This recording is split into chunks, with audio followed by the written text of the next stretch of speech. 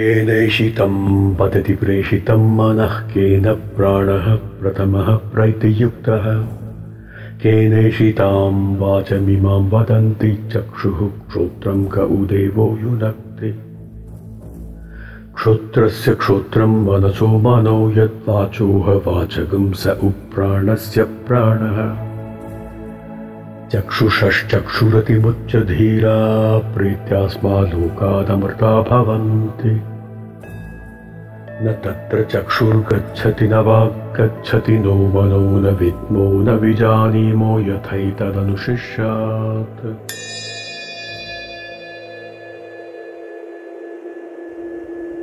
Namaste.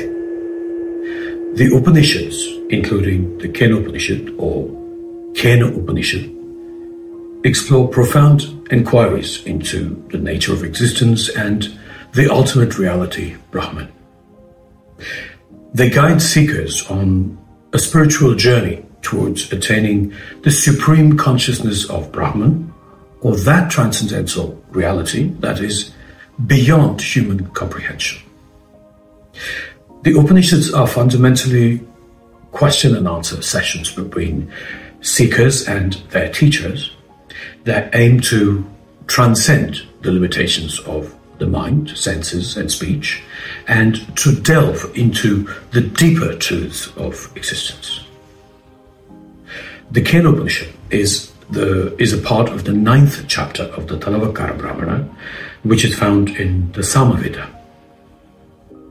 Each of the 4 Vedas consists of 4 parts, which are the Samhitas, Brahmanas, Aranyakas, and the Upanishads. The Samhitas and the Brahmanas come under the Karma Kanda of the Vedas, while the Aranyakas and the Upanishads fall under the Jnana Kanda of the Vedas. The Kenopanishad or Kena Upanishad is named so because it begins with the Sanskrit word Kena, which means by what or where from. The Upanishads guide a seeker on the path of seeking knowledge towards understanding of Brahman that surpasses human language and mental constructs. They reveal the existence of that transcendental reality which is beyond direct definition or knowledge.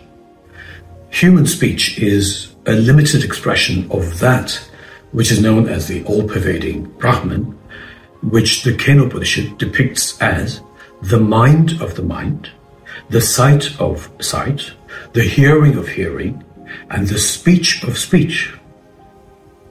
The Mandukya Upanishad, for example, analyzes the 4 states of consciousness of comparing them to the 4 legs of the Aum mantra, which are A, U, and the silence that follows it. The 4 legs are the waking state, the dreaming state, the deep sleep state, and the underlying state of Turiya, or the 4th, or that which always exists, no matter the state of consciousness. The Upanishads extensively employ allegory and symbolism to convey profound wisdom. Taking them literally can lead to the emergence of various sects and division within society.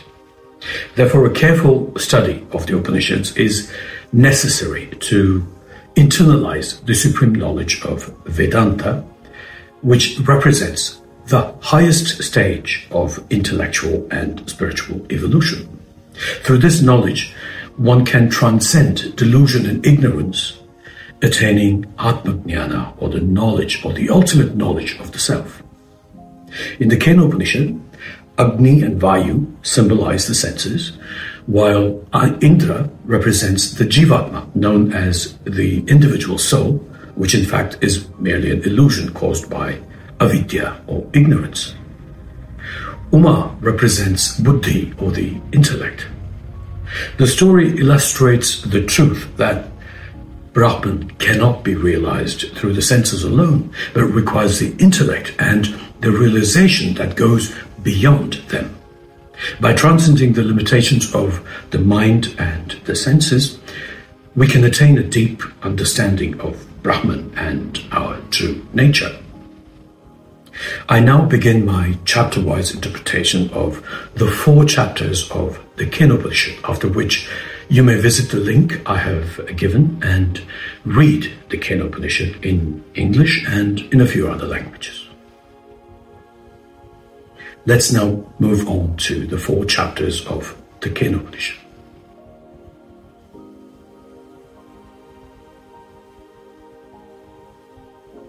Chapter 1.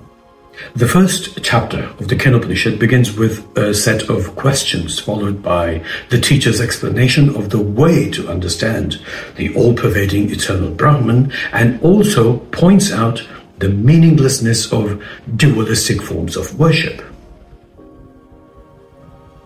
In the realm of existence, some questions arose. By whose will does the mind focus on its objects? Under whose guidance does the vital air move with utmost importance? Who desires the speech that resonates among the people? And who is the radiant force that unifies the eye and the ear with their respective objects? The answer lies in the understanding that he is the essence within the ear, the consciousness within the mind, the power behind speech, the life force within the vital air, and the vision within the eye. The wise, transcending their identification with the senses and renouncing worldly attachments, attain immortality. Yet this profound reality remains beyond the grasp of the eye, speech, and mind. It eludes our comprehension, and we are unable to instruct others about it. It stands separate from what is known and distinct from what is unknown. These teachings have been passed down through generations by the ancient sages who illuminated its essence.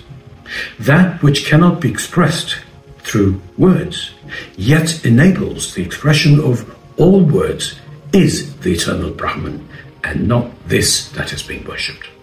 That which cannot be thought by the mind, yet gives rise to all mental activity, is the Supreme Brahman, and not this that is being worshipped.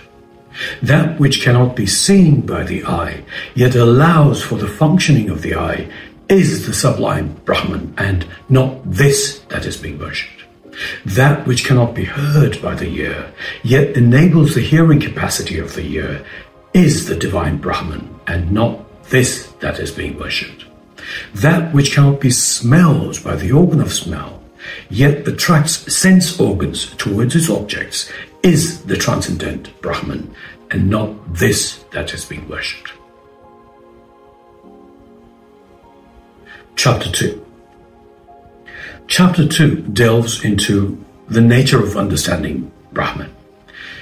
It begins by stating that those who believe they have a complete understanding of Brahman actually possess only a limited comprehension of its true essence. The knowledge of Brahman's shape and the forms of gods is inadequate. The chapter stresses the need for further exploration and research into understanding Brahman. The seeker expresses his own belief that he has gained familiarity with Brahman. The chapter continues by stating that the seeker does not claim to fully understand Brahman, nor does he consider it entirely unknown. He acknowledges his awareness and the lack thereof, highlighting that those who possess an awareness of Brahman recognize its existence. However, its awareness does not imply complete understanding or non-understanding of Brahman.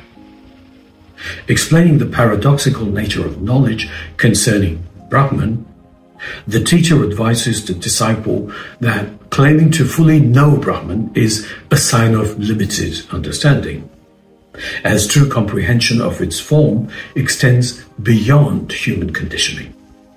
The disciple humbly acknowledges not knowing Brahman completely, recognizing that those who grasp the meaning of neither do I not know, nor do I know truly understand Brahman.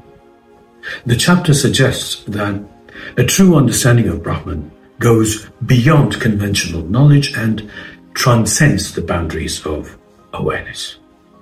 The chapter then explains that recognizing Brahman as the inner self within every state of consciousness leads to the realization of its existence in reality. This recognition is said to result in immortality and the acquisition of inner strength. Immortality is attainable through knowledge and understanding. Finally, the chapter concludes by stating that success is achieved when one realizes Brahman's presence within all beings. Failure to recognize this reality leads to ruin. The knowledgeable who comprehend Brahman's all-pervading nature and withdraw from worldly attachments achieve immortality. Chapter 3. It is well known that Brahman did indeed bring the gods victory, but the gods were ecstatic over that which was actually Brahman's victory. The gods Agni, Vayu and Indra, representing the senses, encounter a mysterious yaksha, an awe-inspiring and enigmatic being they do not recognize. The gods, unaware of Yaksha's true identity, ask Agni, the god of fire, to discover who this mysterious being is. Agni, confident in his power, approaches the Yaksha and proudly declares himself as Agni, the Jataveda.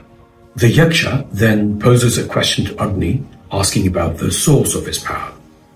Agni proudly proclaims his ability to burn everything on earth. To test Agni's claim, the Yaksha places a blade of grass before Agni and challenges him to burn it. Despite his best efforts, Agni fails to ignite the grass, realizing his limitations and confessing his inability to understand the true nature of the Yaksha. Next, the gods turn to Vayu, the god of wind, and pose the same question. Vayu, confident in his might, approaches the Yaksha and introduces himself as Vayu or Matrishva. The Yaksha inquires about the extent of Vayu's power, and Vayu proudly asserts his ability to control everything on earth. To test his claim, the Yaksha places a blade of grass before Vayu and instructs him to lift it. However, just like Agni, Vayu also fails to accomplish the task, acknowledging his limitations and admitting his inability to comprehend the true nature of the Yaksha. Finally, the gods turn to Indra, the king of gods, who represents the Jivatma, and request him to discover the identity of the Yaksha. Indra bravely accepts the challenge and approaches the Yaksha. However, when Indra approaches the Yaksha vanishes, leaving behind an enchanting woman named Uma, adorned with gold. Indra asks her who the Yaksha was. Chapter 4. In this chapter, Uma speaks with conviction. It was Brahman, she says, and adds, in the victory that belonged to Brahman, you reveled in joy. It is at that moment that Indra's certainty about Brahman is established. Through their direct connection with Brahman, the gods Agni, Vayu and Indra surpassed all others. They touched Brahman and were the first to recognize Brahman's true nature. Indra, in particular, excelled among the gods because he had the closest encounter with Brahman and realized its essence before anyone else. The instruction given regarding meditation is like a sudden flash of lightning or swift blink of an eye. This analogy illustrates the divine aspect of Brahman. Continuing with the teaching, the analogy focuses on the individual self. It is widely known that the mind can approach Brahman that it constantly remembers and upon which it contemplates. Brahman is known as Tadvana, the worshipful and adorable one for all beings. Please remember that it is not a separate object of worship, but the ultimate state of realization that a seeker strives to achieve. A disciple, eager for further wisdom, implored the revered teacher. "Speak to me about the Upanishad," he said. The teacher responded, "I have imparted the Upanishad to you. It truly belongs to Brahman. In this knowledge, austerity, self-restraint, and action serve as the foundation.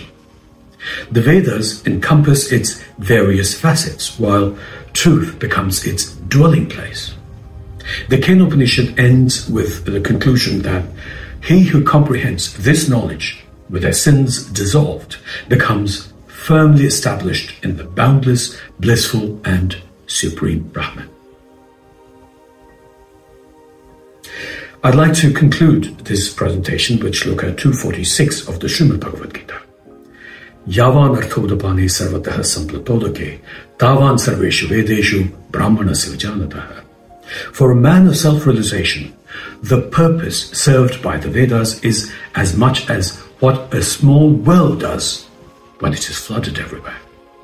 The final goal of the Srimad Bhagavad Gita and all Upanishads is to aid seekers to attain self-realization, and that exactly is samadhi or moksha.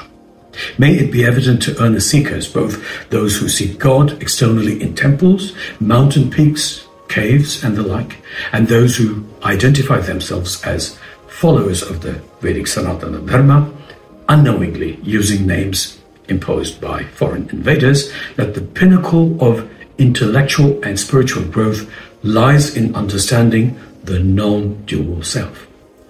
This understanding entails recognizing and experiencing the singular omnipresent truth of existence, consciousness, and bliss that manifests itself in myriad forms within the realm of human perception. Thank you. Stay blessed. Jai Shri Krishna.